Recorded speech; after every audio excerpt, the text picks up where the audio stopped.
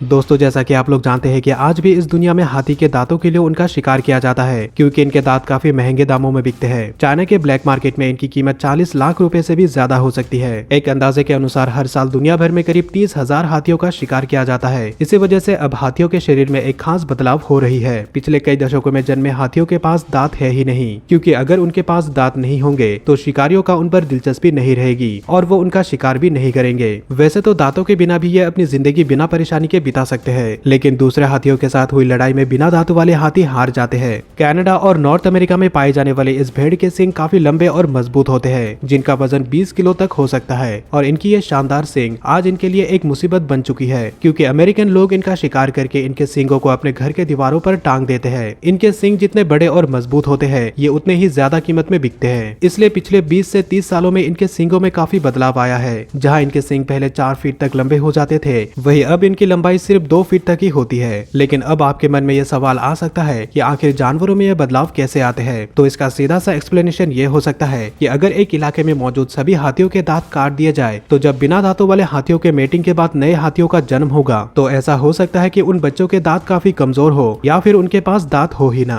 और जब ये बच्चे आगे चलकर नए हाथियों को जन्म देंगे, तो उनके दांत और भी ज्यादा कमजोर और छोटे होंगे। इसी तरह कई पीढ़ी के बाद इनके दांत पूरी तरह से गायब ही हो जाएंगे। दोस्तों, अगर हमारे घरों में बहुत सारे चूहे हो तो हम उन्हें चूहे मारने का जहर खिलाकर उनसे छुटकारा पाते हैं। पिछले करीब 70 से 80 सालों से इसी तरह से चूहों को जहर देकर मारा जाता है, लेकिन अब चूहों में इन जहर को झेलने की क्षमता बढ़ चुकी है। जर्मनी और अल्जीरिया में अब ऐसे हाइब्रिड चूहे पैदा हो चुके हैं जिनमें इस तरह की जहर का प्रतिरोध करने की शक्ति है। दरअसल इन देशों में काफी ज्यादा संख्या में चूहे पाए जाते थे, जिन्हें मारने के लिए वहाँ के लोग पावरफुल जहर का इस्तेमाल करते थे, और लंबे समय तक जहर को झेलते झेलते चूहों ने एक खास प्रतिरोधी क्षमता हासिल कर ली है। इसी तरह अगर चूहों की संख्या बढ़ती रही तो चूहों से फैलने वाली बीमारियां बढ़ती रहेंगी और ये इंसानों के लिए काफी खतरनाक हो सकता है। ऐसा ही बदलाव मच्छरों में भी हुआ है। कुछ साल पहले तक जहां साधारण धुआं करने से भी मच्छर भाग जाते थे, वहीं अब अलग अलग तरह के कीटनाशक भी मच्छरों को भगाने में नाकाम है, जिससे डेंगू जैसी बीमारियां तेजी से बढ़ रही है। दोस्तों, क्या आप जानते हैं कि कुछ साल पहले तक छिपकलियां शीशे के ऊपर नहीं चल पाते थे,